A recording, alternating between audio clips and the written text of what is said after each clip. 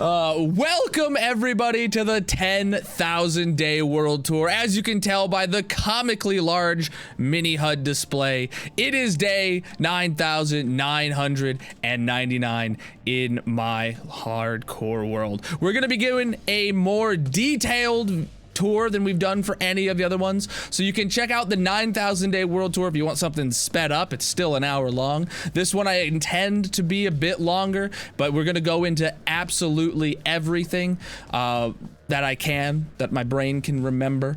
So let's go ahead and sleep and get this thing started. About to be day 10,000. Let's get some pogs in the chat, because there it is, boys. 10,000 days, 5 digits, 5 flippin' digits, big on the screen. All right, put this back to 0.8. Mini HUD. I do got a video on the mods if you want to know how I did that. That was from Mini HUD. Check out that video out. But what we're in right now, we'll get it started here, is my storage room. This storage room, as far as I know, is the largest storage system in hardcore Minecraft. We have every single item in the game has its own chest. We got the red concrete, then we got the red powder, you know, we got the prismarine, everything in the game. Some have multiple here, like nether quartz, because we got a lot of it. But there's every single sortable item in the game. Is in this storage system. I'm just opening up random stuff. You see, we got everything. We even have the 119 items added in back here. So we got mangrove. I don't know if we actually, we do have a bit of mangrove here. We got the muds. We got Shrieker. We also, got frog lights. We got an amazing frog light farm. Shush your face, Shrieker. Don't worry, no warden's coming.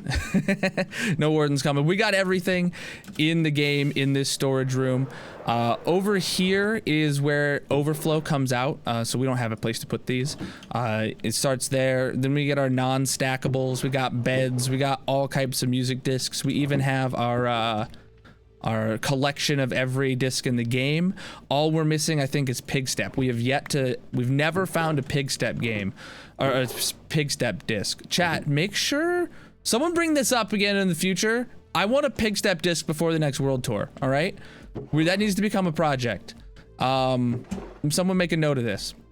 We got all the potions, and we got everything, all of our non-stackables. Over here, we got the all of the mob heads. So we have all the mob heads here. Look at these, this is vanilla tweaks.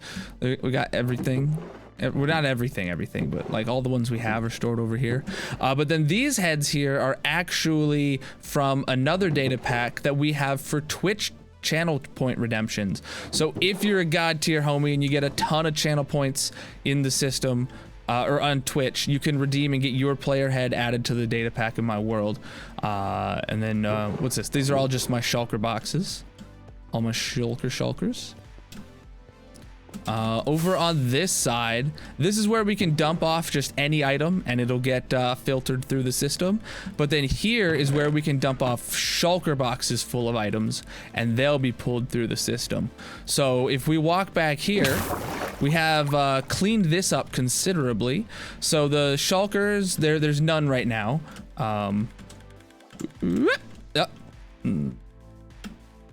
Shulkers would normally sit right there in front of that piston. And they'd get unloaded and broken by the piston. The items that go through will go down into here and go up through the dropper tower. I just realized this didn't get retracted right.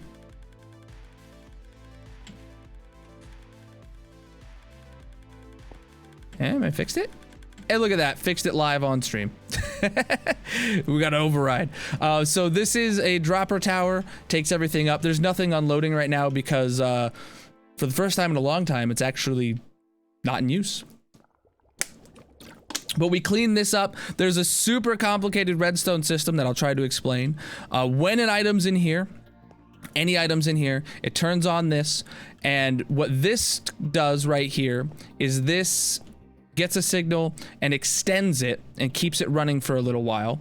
When that signal's on, it actually powers off this side of the hopper clock and lets the hopper clock start going back and forth, and it keeps the signal up high as long as we're getting something from here. And this actually goes down and powers some chunk loaders.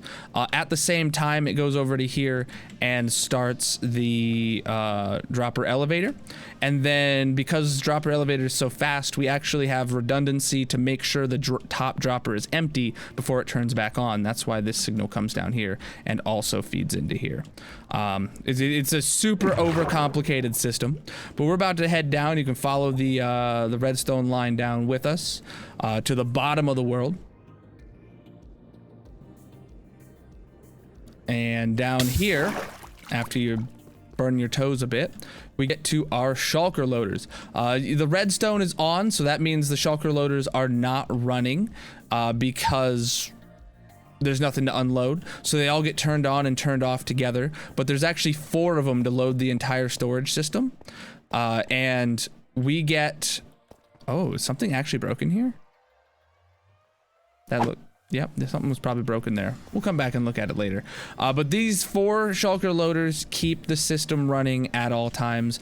These, I think, I got from an Exumavoid video from one of his Hermitcraft episodes, that design. It's supposed to, like, keep itself replenished, or if it ever breaks, it starts itself again.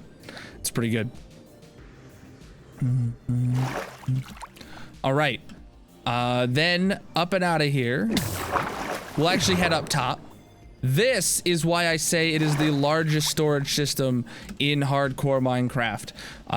Let me see if I can get a good view for you. There is 1,600 item filters in this entire place. And if you didn't know, there's only about 800 items in the game. So that's how we're able to have every single item in the game have its own filter, and some items have multiple filters. Because when we're walking through these halls and halls of barrels, it just keeps going. We did some rough napkin math at one point in time, and I believe we calculated there's over 80 million items available. This can hold up to 80 million items in this storage system. We have to do some real math because some people have been challenging my hold on the largest system. So we have, just tons of stone specifically gets like so much. But yeah, there's everything. I don't know. We might find like dirt around here somewhere. I don't know. Yeah, dirt's right here. Like we've also got a ton of dirt. I don't even know how much. Okay, that many. It's a lot. It is a lot. And then over here, oh, this is for our current project. This is white concrete powder. We're currently building the mob zoo. Well, I'll show you guys that when we get there. All right. Over here on our, this is our storageinator wall. We have every kind of block you could need to interact with. Crafting table, ender chest, anvil, whatever I might need to interact with one of the items in here. It's all on this wall. We even have one of these compasses to prove we've never died. It spins in every direction. We have our bed and our clock telling us when we can sleep. We're not going to be sleeping during this world tour. Got auto smelter, all of these.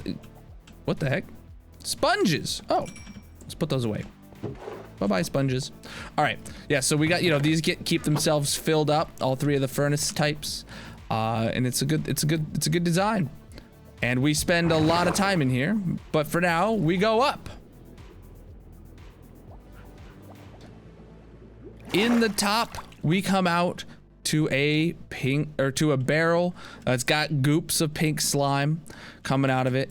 And let me get up in the air and show you it. This is the entrance of our storage room. It is an open barrel oozing out pink slime. And it looks amazing. If you haven't been here before and you're new to the channel, hello, I'm a pink slime. Pink slime's kind of my thing. We have custom textures for our slime blocks, and it looks fantastic. But let's get up in the air and I'll show you everything from an aerial view before we go down and start going into every part of the base. The clouds are actually gonna ruin this view a little bit, but this is our base island. It is, oh, we need to go further that way. It is a square kilometer, literally like 1,000 blocks by 1,000 blocks. This is a 32 chunk render distance, and we are using up the entire bit of it. We've turned what used to be naturally generated islands into our own completely custom biomes. We have the pink biome here made out of pink concrete powder, the white biome, which is a huge, massive mountain. It was built in 1.16, 1.17, so the height limit hadn't been increased in game. So, you know, it was taller than any natural generating mountain at that time. We got the purple biome over here, made out of purple concrete powder. The green biome is green concrete powder. Black biome is black concrete powder. Blue is blue concrete powder. We use that for everything. And each biome has a theme, and we're going to be getting more decorations to them soon. What we have done since the last world tour to each one is you probably see they're a little speckled with frog lights. These are purple frog lights underneath some pink glass because that's the color that complements this biome the best. We are going to be doing more decorations in the future to make these feel lived in, to make them feel lush and have foliage, but we're just not there yet. We also have a perfect grid of beacons over the entire island base. Depending on what biome you're in, the beacon will have a different color, but no matter where you're at, you get speed 2, strength, resistance 2, regeneration, and haste 2 across the entire island. Now, the pink biome is like the center of the whole place, and it's pretty barren because like this whole section here is all storage system underground. And we don't know what else we're gonna put around here, but that is why that is the way it is, because a huge part of this is all got the storage system underneath, so we can't have like any underground stuff built above it, but we will be filling it in. The only other thing in the pink biome is our Nether Portal. We do have Vanilla Tweaks data packs that allows us to get this sweet curved Nether Portal, and we got an amazing staircase to get up and view this wonderful building. We have these awesome statues. Look at these guys, they're defending the portal. These were inspired by IanBalisy. He designed these, I think he built them out of stone bricks, and we built them out of black stone to go with the theme, but they look totally awesome. But another piece of inspiration I've got was from Exumavoid. Whenever zombie piglins spawn here out in the portal, because it's such a big portal, they actually, we get to watch it. Look at them go. They get attracted over to these turtle eggs, and then they fall down to their death. And then they try getting here. They think they can walk across the trapdoors, and they fall down and die. It's on both sides, no matter which side they spawn on. And we can actually go down to the bottom. We can go all the way down underneath the pink biome. And you can see where they die here. They fall on dripstone, so they don't have to fall as far. And we collect their gold nuggets and rotten flesh. I don't think we're gonna have much. Yeah, not much, because we don't spend a lot of time around here. Another one just fell down. Another one just fell down. Oh, hitting my head. So because of these lights everywhere, we can walk around at night. It's the middle of the night. It's not a problem. The world is completely spawn-proofed when we're here. But that is it for the pink biome. There's nothing else here. It's a pretty barren place right now. The next biome we'll get to, though, is the white biome. Now, this one is probably the coolest one for a couple reasons. Number one, it has this massive mountain. When you're standing at the bottom, you look up, it is huge. It is custom hand-built by me. The cliffs, everything. It's also completely lit up as well, using some glow lichen for the tall parts. But if we go into this little hobbit hole, you can see how it is completely hollow. And what's inside of here is actually going to one day be turned into a proper cave, and you won't see all this ugliness. But it is what the memories of the island that we are currently on. So this was a map of the island when we started the idea of re-terraforming it. So we had already built some stuff, right? Like you can see over here's a building, over here's a building, down here. Right, we had some stuff built, but we were living in this mountain. There was originally a mountain range here, but it was nothing near to the size that we're at right now. So this is where it started, mostly desert and a little bit of, you know, plains or forests. And then the next step, obviously, was to flatten it down to sea level. So we took the entire island, except for obviously the buildings stayed floating, and some of those buildings actually defined where we had to terraform to. But we terraformed the entire island down to sea level. And then you can start seeing where the rivers split it up. In the next one, we actually took those rivers and defined each island out and cut them up. And then we used moss to build the shape of the terraforming for each island. And you can see some builds popping up here and there that weren't there before because we had to get stuff done, you know. This was a very lived-in world while we did all this work. Then the next part, we came in and we covered them in concrete powder and gave them the shape that they are right now. It was a ton of concrete, but luckily we had gotten sand from yeeting all of those. There will be a 5th tent here eventually to have an updated and active map. Anytime we add a project to the map, we'll update it. But we're not ready for that yet because we haven't finished terraforming the island or the biomes. The next thing over here, this is a temporary bone meal. It creates like the funguses. I think I also got this from Exuma. If you can't tell, I watch a lot of Exuma's Hermitcraft videos. And I needed that, and I had his video saved. It's temporary. It's gonna get ripped out. Oh, and rebuilt somewhere else. But then in here is a stray. This is a giant stray statue we got, but it's actually functional. If you don't know, a stray is one of the cold biome skeletons. And they're exactly like a skeleton, except when you kill them, they drop arrows of slowness. So what happens here is we have a spawner. Spawns in Skelly Bobs. They're gonna fall down, get funneled into that doorway, and then once they go through there, they go through some powdered snow, turn into strays, and fall down right here. And we get to kill them with looting. Now, what that is gonna get us, there's our stray buddy. What that's gonna do is that's gonna bring us items. Oh, I forgot we had some Halloween mobs in here.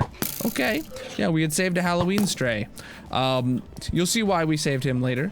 I don't think we actually have any items down there because it's supposed to fill up shulker boxes full of items before they show up.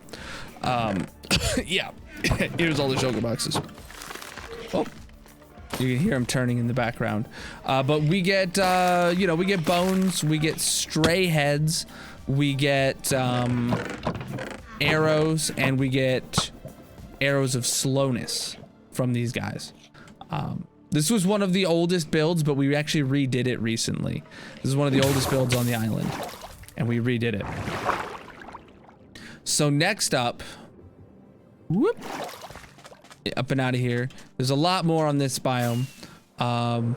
Oh, we actually have our Christmas village, and it's about to be Christmas again, and I haven't thought about what we're going to be doing this year for Christmas, but last year we built a gingerbread house, and we built a tree, Christmas tree, and we got everyone an armor stand, and we decorated it in here. We got a gingerbread house that's being lived in. Everybody got to choose their armor stand, what they look like, you know, what they're wearing, what they're doing, all sorts of stuff. Got cookies and milk for Santa Bob, little wardrobe here, bed. Oh no, don't sleep, oh Jesus. We got a cake. It's good Christmas house. Candy cane, pillars, big tree, presents under the tree, again completely lit up. All very dark. All very dark. All very lit up, not dark. But you've probably been seeing these as we've been talking about the mountain. This is actually a bee breeder. So we fly into the butt of the bee, and we have a bee breeder by Bizuma. And it's nighttime, so they're not going to come out. But these have tons of okay, computer's glitching. We have tons of bees in those hives. What happens is I'm able to come into this side, grab some roses, go stand here, breed them up through the slots. The babies will come through the slots and try and get into these roses. Then they'll grow up on this side, and then they'll go into these beehives. It's pretty amazing design. This lever is what actually lets the bees out, but it's nighttime, so they're not gonna come out anyway. Again, we have armor stands around this whole place, because whenever we finish a project, chat is given the opportunity to redeem an armor stand, and that's why getting player head in the game is so interesting, because you get to, you know, put your player head wherever your armor stand is. We got these guys sitting up here, but if you don't have your own head, you know, obviously this guy, Shilly's got a beehive, just on brand, you know. But then the next part of the bee farms is this beehive and bee nest that we built. These are actually the farms themselves.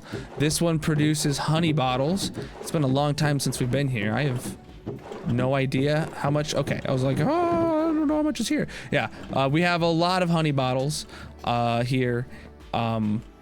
It's a great design. Who is it designed by? Ilmango and Gecko. I think I followed Gecko's tutorial, but Ilmango originally designed it, or something like that. We have a empty bottle return system. So if I craft these into honey blocks real quick, just want to show you how it works. We dump the glass bottles into the chests. What it can do is we walk into the back here, and you see the glass bottles just start going back up. Back here is a very interesting place. Everything is completely automated. So the system, that's really not a great way to show you. I'll see if I can, oh, I can get it there with free cam. Yes, we have the free cam mod. So what happens is the system can be turned on and off, and it'll actually turn itself on and off automatically depending on if it runs out of empty bottles or if it's completely full. Like there is, like here, there's a comparator that tells if the chests are completely full down at the bottom. There's also a comparator here to tell if it's ran out of empty bottles, and it'll turn itself off accordingly. So basically every single hopper here is filled with empty bottles to the brim. It took so much glass to fill this up. Sparkum is here in the redstone even. Sounds like they just came out. Yep, they're all out here right now, about to be producing more honey. But up here is where the empty bottles are. They're all within these chests. I don't know how much are in here and how much has been taken out. Yeah, you see they come in through the top here, and they're loading into these and floating their way down somewhere. So it's great. It's great. But then we walk in through this door, go down, and we have the exact same thing, but this one is for a honeycomb. So these ones, instead of honey bottles in the back, they get shears. So this is absolutely identical to the other one. Every part of it is identical, except this one has shears in it. There's also no return system, right? There's no shear return system, because obviously the shears just run out. But these ones are much more, they last way, way longer.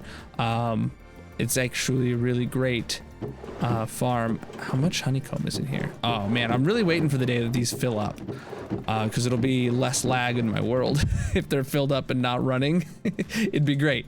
It'd be great. Yeah, beautiful architecture inspired by the blocks in the game. And there's tons of armor stands everywhere. I'm gonna probably keep pointing them out, but like also not. But yeah, they're just coming out of the side of the mountain. We used an amazing program called Pixel Stacker that lets us make pixel art out of any picture. I am out of water. Almost. Let me message Magic real quick to see if she can bring a water down to me.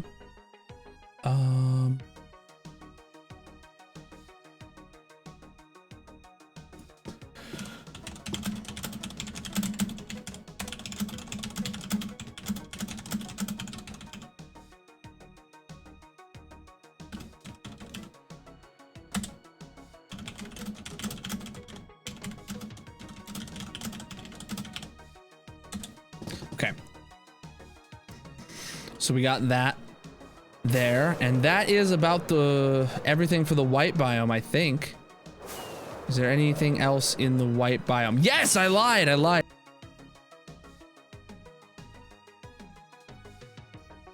don't know what I missed. Okay. This is the Sub-way-athon.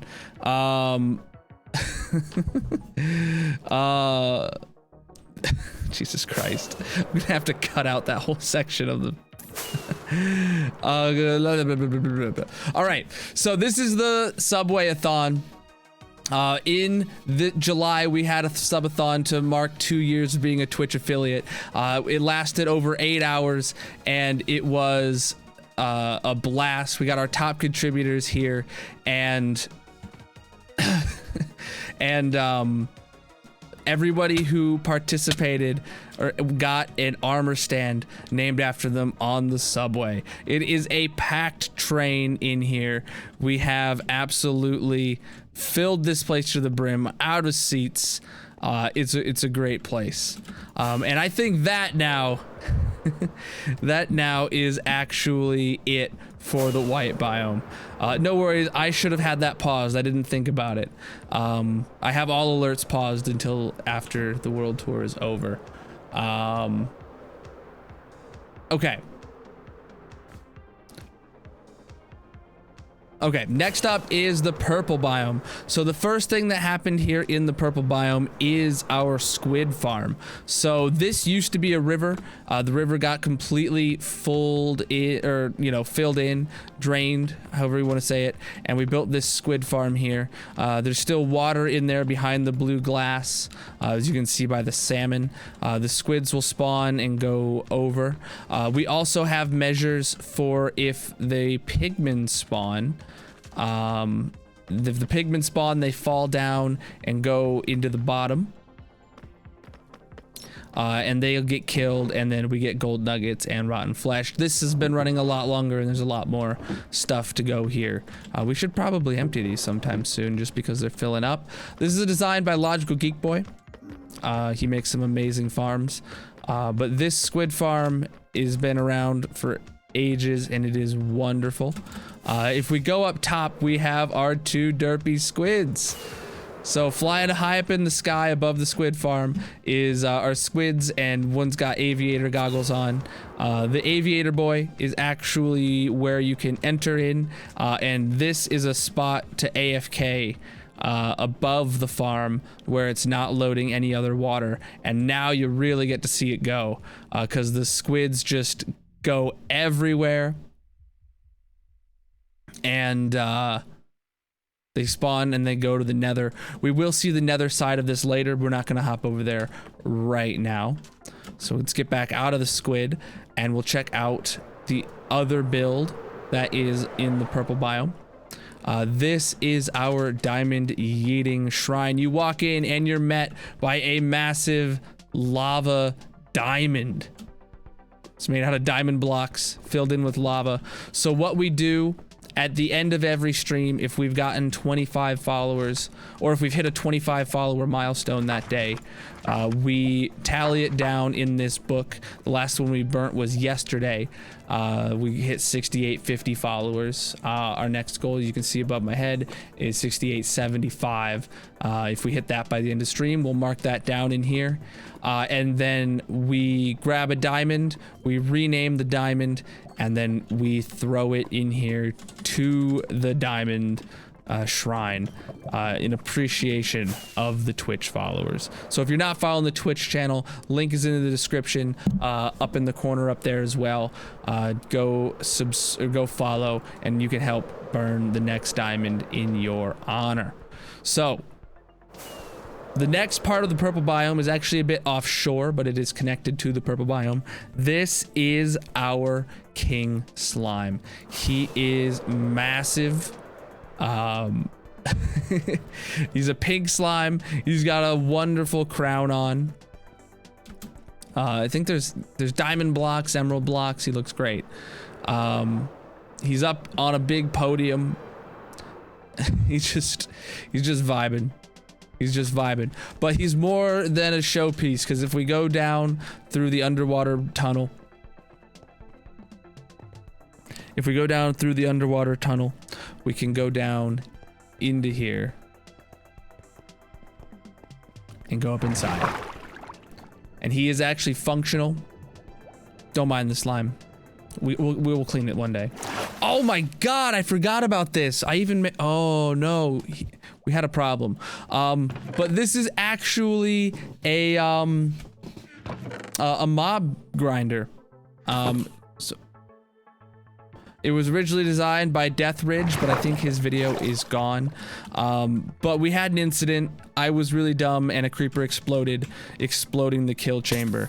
But if you see up in here, yeah, it's producing mobs. They're falling down. You can see up in here the mobs all spawn in on these platforms, and they walk into the water, fall down, and get yeeted. There's nothing that motivates them. They just think they can walk across and they eventually fall. It's not the most efficient thing, but it was super early game, and it's built perfectly inside of the king slime. It's a great build. All right. But I'm super bummed I didn't think of fixing this. Chat, if anyone is listening, paying attention, remind me also to fix this at some point. So let's head back down to the outside world. We have our first ever conduit is placed here from terraforming this tunnel, or this land to fit the tunnel in, I should say. Because it's we had to dig a bridge underneath the bottom of the world, or the ocean. Then over here we have something really rare. This is a bad angle. This is a block that spawned naturally. It's a sand block with a dead bush that spawned in naturally, just floating, not touching anything. And when we tore down the islands, we left it like that. This was obviously because there was like a cave that cut into the ground and left this block floating, or something like that. I don't remember at all anymore what the terrain around here was other than a desert, but it spawned in just like so, and we're leaving it. We have some protections, like for lightning. There's a lightning rod so it doesn't get struck by lightning, and there's a light block here to make sure it's spawn proof and nothing spawns on top of it. But it is a great little Easter egg from the original island. Let's continue on the circle. I don't think there's anything left of the purple biome. I think that's it. Yeah, that's it. We're gonna go on to the green biome. This one arguably has the most built. Maybe the white biome, maybe they're tied, I don't quite know. But let's start with what's closest to me. So this is actually a brand new build. If you can tell from the top, that is actually the texture of a Minecraft vine, taken, you know, made out of stained glass. We have a very boring entrance, but in here is all the vine farms in the game. So this one is the twisting vines. So this is a completely automatic farm. You put in bone meal in the top, right? And it will create twisting vines, but it's completely full. So it's already off and it's not running. But basically, you know, the vines grow upwards and then the pistons push them off. They get collected into these shulker boxes. Then we have the same exact thing for the weeping vines. Why is this? I had the manual override on, but it looks like it was full anyway. Yeah, it's completely full. These vines grow downwards, exactly the same. Then they get to fall into water. They're a little easier to collect. But at the top here, we also have an area to dump in bone meal. So very, very useful if you need any of these kind of vines. This one is probably the least effective one of the bunch. This is glow lichen. No, not glow lichen. This is glow berries. And as you can see, it's only ever farmed us 15. So what happens is this stuff slowly grows downwards, and once it grows to that observer, the piston pushes off the whole row. And if there is a berry on the vine when it's pushed, you get the berry. It's very, very slow and inefficient, but this is the fastest way to automatically farm it. Then this one here is a glow lichen farm. This one is manual. You do have to stand here with shears. But this just spams the glow lichen here with bone meal, and you just stand here with your shears and break it. It is a great fast farm for glow lichen, and you can get a lot of it really quickly. I don't quite know how much we have. Did we fill this up? Oh my god, we did. Almost. We almost filled this up. So that was all manually, because it's pretty quick. Right, if I do this. You know, with shears it's way faster even. But all of them you can get into the redstone in the back. They're all very simple. Well, depends on your redstone knowledge, on how simple this looks, but trust me, they're not that bad. There is some logic, you know, to turn off when it's full and stuff like that, and ways to wire in the manual override switches on the outside. But there is more to this, because as you can see, we built the green vines on top, the standard Minecraft vines. So if we head down here, these are where we have vine farms. So these are just actually rows and rows of vines, and you can go down and break all the vines. You have to do it manually with shears, to actually get them. But you can get all these vines from a single session. They'll all get picked up by the water and put into these chests. And I think, yeah, we even have shears. We have enchanted shears, so you can make quick work of this. Right. And then, you know, what you don't pick up on the shelf goes into the water, into the hoppers, and shows up in either this chest, or that chest. It's a great system, but it's all completely manual. And to exit, I spoiled it, but to exit, you come here. Whoa, what just happened? Why didn't it like me? There we go. Oh, I'm in F5 and my mouse is, I'm dumb. All right, whoop. And we're out. It's a fun slime block launcher, but I'm apparently a little dumb sometimes and can't quite get out of there. But that is the vine farm. I'm pretty sure this is new and wasn't here during the last world tour. Then in the middle of the night, we can safely walk over to the giant sugarcane, and you can see here we got some giant pixel art sugarcane with some water in between them, and then you can look down and see the absolute scale of this sugarcane farm. This was designed by Tango, a modular design that we decided to build in this orientation. And if we drop on down, we get to be down here. You can look up through the river that's above. It's actually shut off because it is completely full. So every single barrel here is completely full with sugarcane, so the system turns itself off. That's a theme of everything in my world, is I like to have a storage system that'll fill itself up and then turn itself off, because I don't want extra processes running in the background all the time.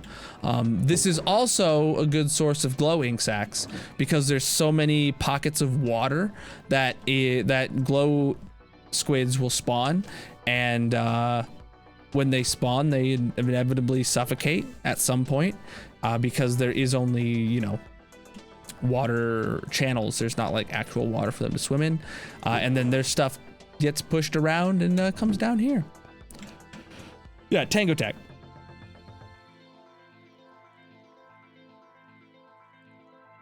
Excuse me. It's real late. But this was, we actually made a point for when we were playing mini games to come over here and AFK so that the storage would get filled up. Then next up on our trip is another beautiful build with some pixel art cactuses. We got some 2 talls, we got some 1 talls. They look great. I like them. And inside of them, inside the building, is a cactus farm. This went all the way down to the old bedrock during 1.16, 1.17. So Y level 0-ish, or Y level 5. This is a design by IanBalisy that we brought all the way up from bedrock to here. We actually are going to expand it because of what I'm about to show you. But we have all of these chests completely filled with cactus, and then any excess, which is all we're producing now is excess, actually goes out the side.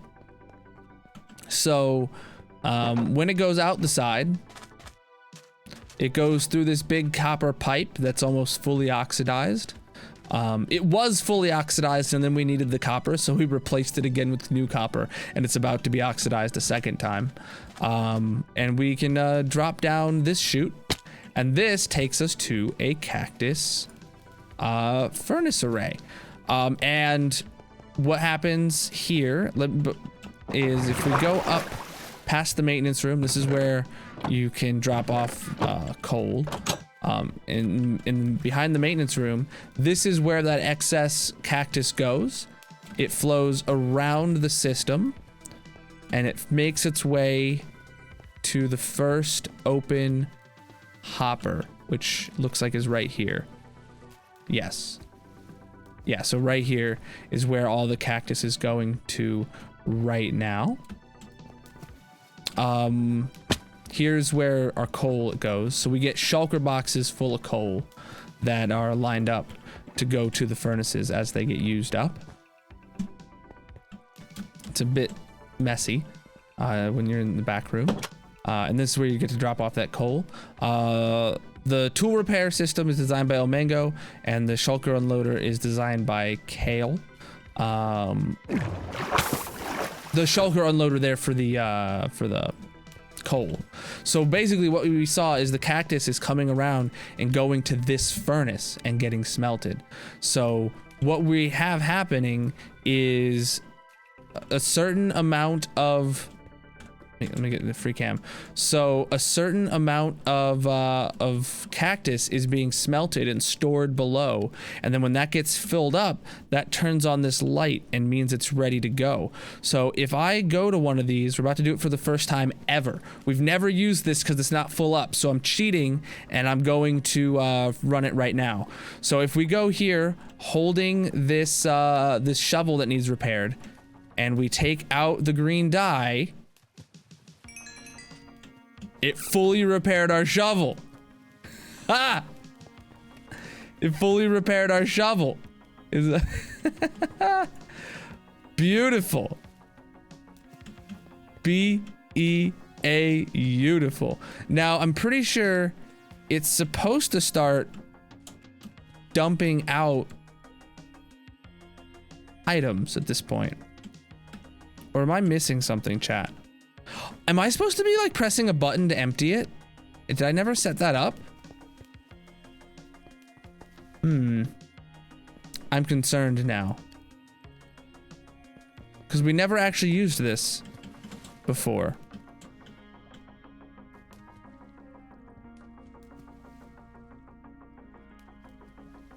Oh no. Oh no, I put these in the wrong orientation, that's all. This whole row, the observers are facing the wrong way. This row too. Oh. And here. This as well. No, this one's right. This one's right. Yeah, so these observers are supposed to be facing upwards. These, yeah. Add this to my list of things to fix. I shouldn't be troubleshooting in the world tour. Okay, but basically what's gonna happen is this is gonna automatically refill, restock, and it's gonna be great. And then this is where we can put oh no, this is where the empty shulker boxes of coal come from once they've been emptied. And I don't quite remember what comes into here. I should find out. This is a tour after all. Oh, that's where excess cactus will go? Yeah. So once this is completely full, the cactus actually goes around our little room. They'll go into composters, and then we will get bone meal from any leftover cactus, because you can't shut off a cactus farm, right? So if it keeps running after this is full, then we needed to be able to turn it into bone meal, just to do something with it, right? So the items don't start piling up. The next thing on here is actually a very temporary build that we plan on decorating more in the future. But this is designed by XB Crafted. This is a sea pickle farm. All you have to do is put bone meal into the top, flip on the switch, and it will create infinite sea pickles. We don't have any bone meal in here to run it right now, but it's a very efficient and compact design. We're gonna be doing all of our plant-based farms in the green biome, if you couldn't tell. There's one more thing, you know, it's just one more thing up in the sky. This is not plant-based, but it is in the green biome. This is our drowned farm. So this is the river mapped out, and drowns actually spawn in this water, and they flow down, and they will get attracted to this egg here. Eventually, yep, see he sees the egg, and he's gonna go down to that egg, and then he's gonna come to this spot, and we're gonna be able to whack him. Maybe. Oh, they are fighting. Add this to the list of things to fix.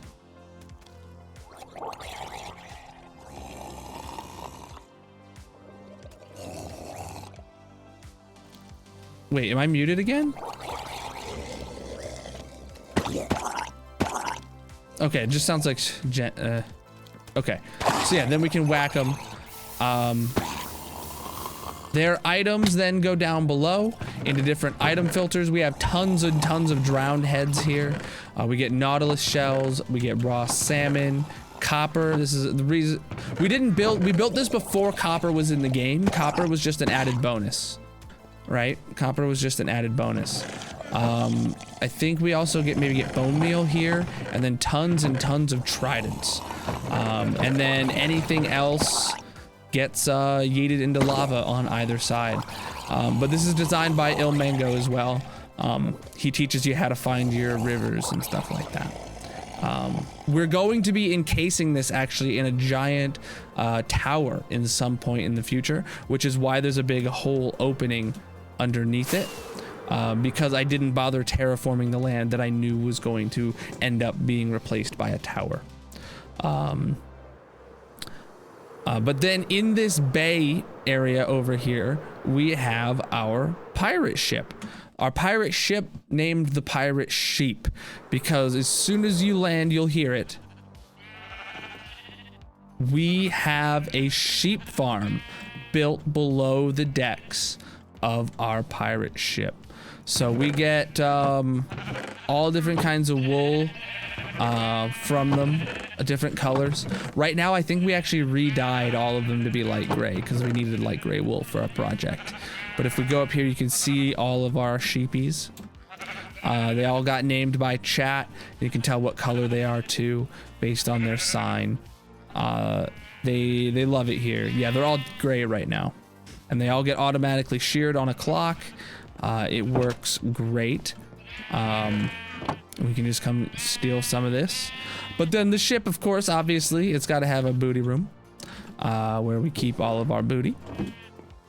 I just realized how much gold is just actually stored in here. Like, what the heck?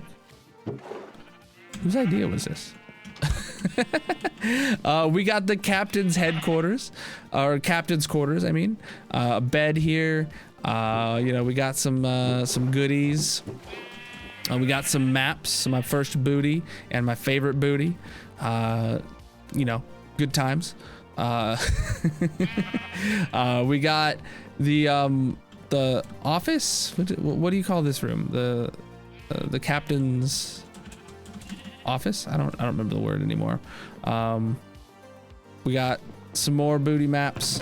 Then this is where we keep the shears to refill the sheep farm.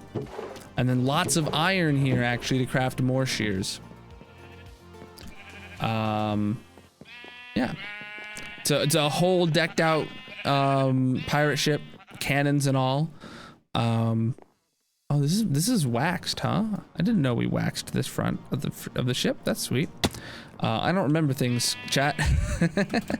But it's a beautiful ship. We actually built this ship together as a community on a creative server, and then we made a schematic of it using Lightmatica, and I rebuilt that. The ship block for block, I rebuilt it in the hardcore world. So the community got to come together and build this and make a ship in the hardcore world. It's great. It was a wonderful time, and now it's just there in the background. Next up is the black biome. Probably the least eventful thing on any of the islands is this is just where we store all of our pets. We got some cats here, horses. Apparently this one's got diamond armor because I think he's probably a fast horse or something. We got bunnies of 2 different colors. We got some cows. We got some llamas with our custom texture. I mean, look at that. It's got my face in the in there. So if you go to the Colonal.live, that's my website with all my socials. I have my my resource packs have a page on there, and the Colonel pack comes with this in the texture, as well as the slime blocks and the totem I'm holding and the carrots and all that. We also got pigs. We also got pigs, a couple of lays. We got these guys as soon as they came into the game.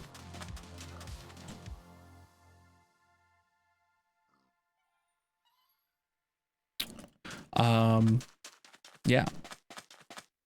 So this is just where we have all the mobs, or all of our pets, I guess. And then the rest of the island is, it slopes upwards to these beautiful cliffs. So it's just a gradual slope up, and then we get to these black cliffs that just look like void of black concrete. I love it.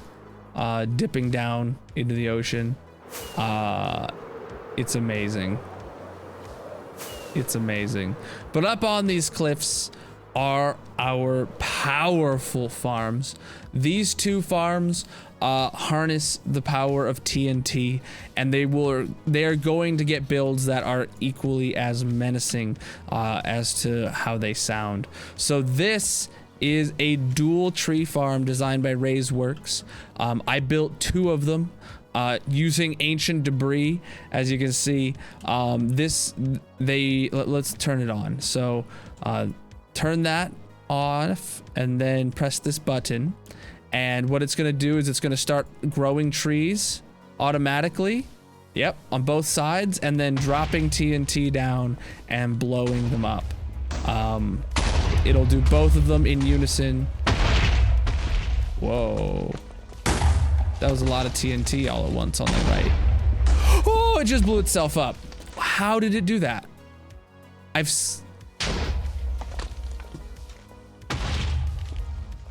It's getting double signal. Oh boy, it's dropping 2 TNT at once.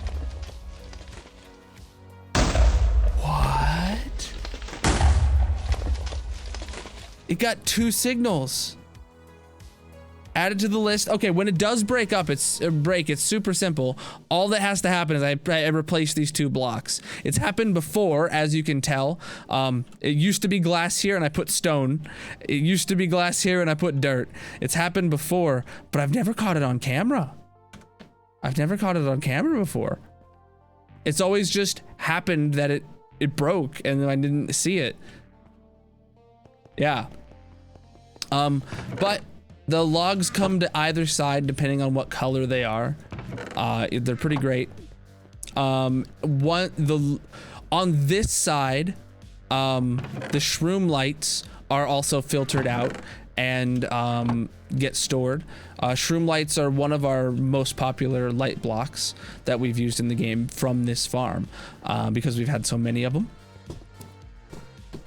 So this side is self-sustainable without turning the shroom lights into bone meal, but this side has to turn the shroom lights into bone meal to be sustainable.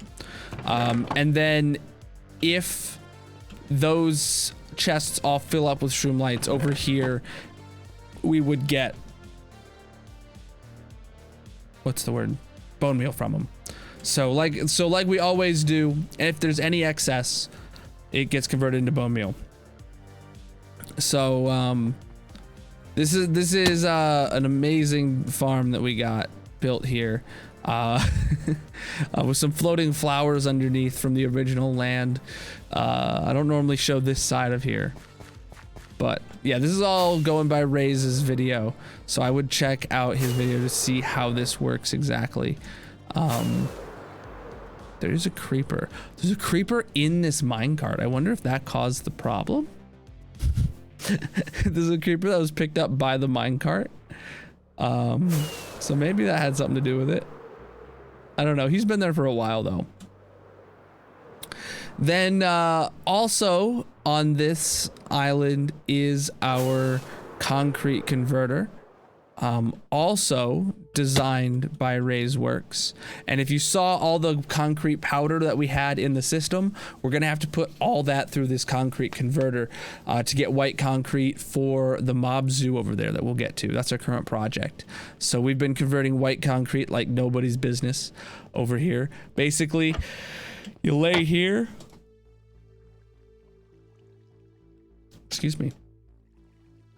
And you lay here and you place your powder, and it gets pushed over, converted, and blown up, and then goes down to the chests below. It's an amazingly useful farm. The last thing on this island, also TNT based, but this one was designed by me, is a Basalt Farm. Let me see, can I turn this on? I can. Is it gonna blow itself up? Probably not. So it's a really slow but effective Basalt Farm. Completely automated. The basalt goes down below into a shulker, which I'm pretty sure is already full. Can't tell. Ouchie. No, it's not full, I guess. Yeah. So yeah, it's great. It's a shulker loader, gives you shulkers of basalt.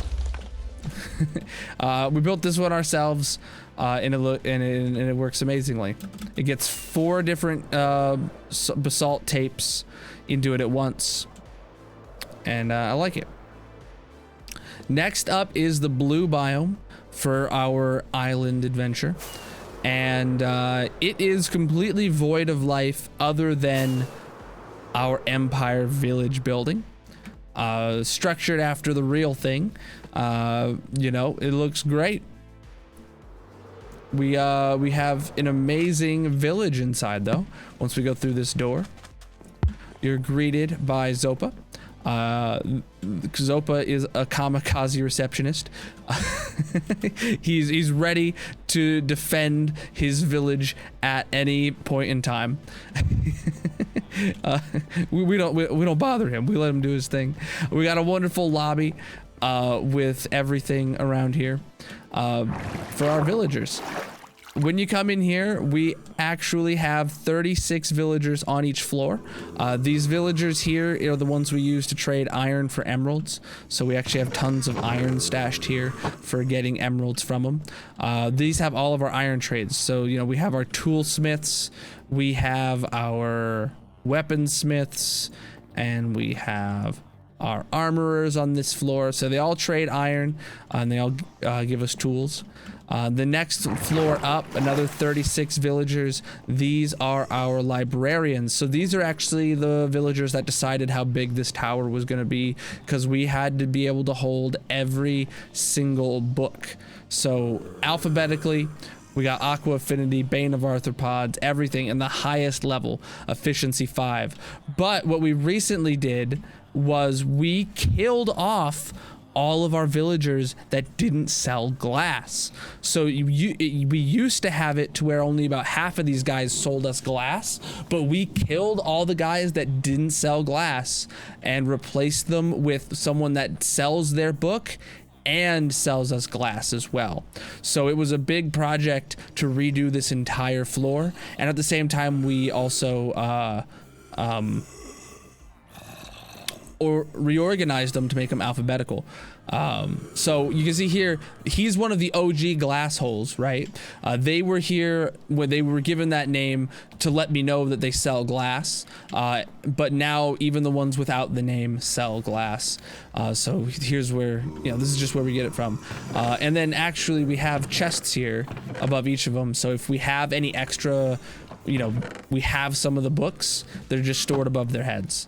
I think these are just, yeah, Soul Speed and Swift Sneak, which aren't attainable through villagers. We got some anvils.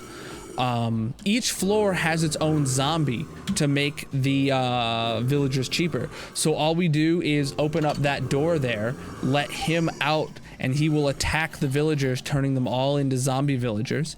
And then we can lure him back into this corner, and heal these guys, and then we'll get cheaper trades. So it's a good system. Each floor has its own dedicated zombie. The next floor up, these are our clerics. So we buy redstone, lapis, and glowstone from these guys in bulk. We've bought in tons and tons of all of those materials from them. So they get their own floor. Next up is farmers. The farmers we buy golden carrots from, because that's my main food source. They get their own floor. And we also went through and made sure that all of them are fully master levels. Recently, we had some floors where, you know, not all of them were masters, and we went and did that to every villager on every floor. Here we have Fletchers. I don't really know why we have so many Fletchers. I don't use them. Here's Masons. We buy quartz from these guys, blocks of quartz. They're very good for that. Yeah. Got a full floor of them. These are our loomers, or shepherds. You can buy paintings from them, but we don't really hardly ever use these guys. I don't know why we gave them a whole floor. Bad planning on my part. The next floor is where we start splitting them in half and we leave the back wall open. So this side gets leather workers. We never use them. This side gets cartographers though. They sell the banner patterns, and I think this is the only way to get the banner patterns. But we also get maps from them. So we've used these guys quite a bit for maps.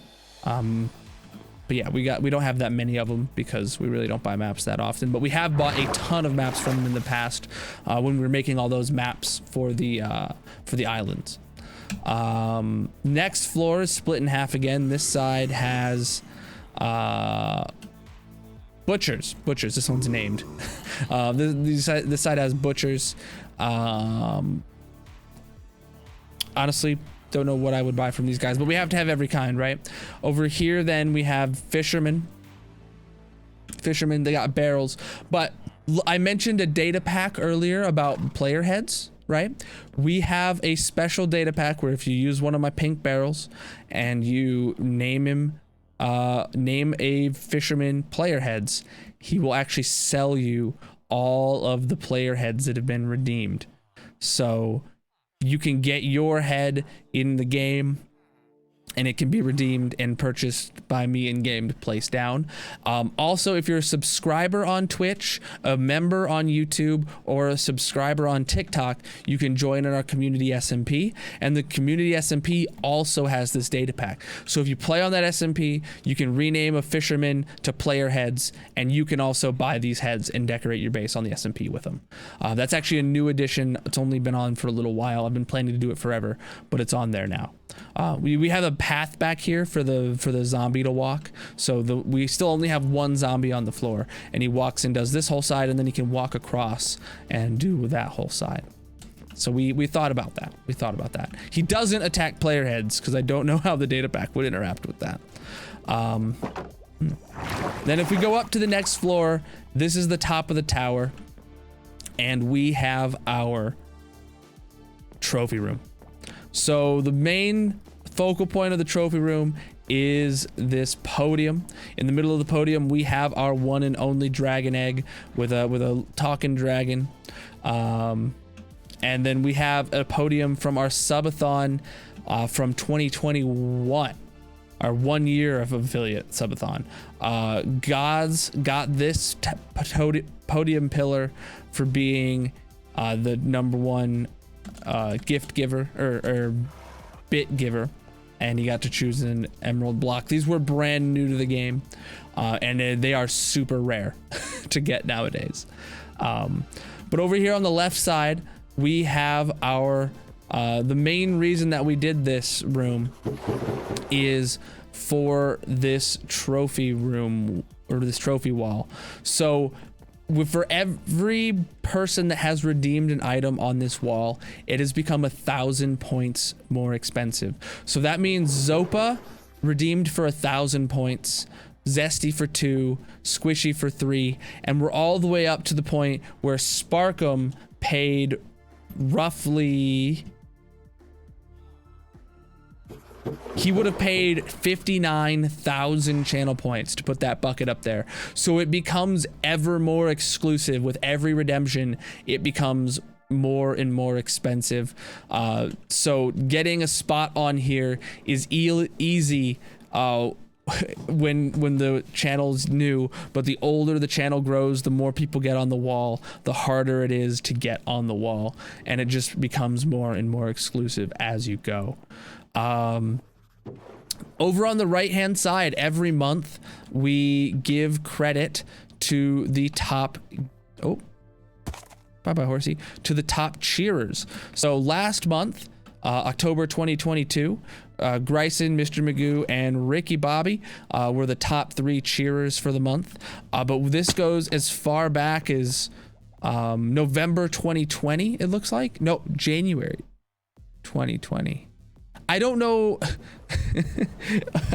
As you can tell, I've been very bad at actually, maybe October 2020.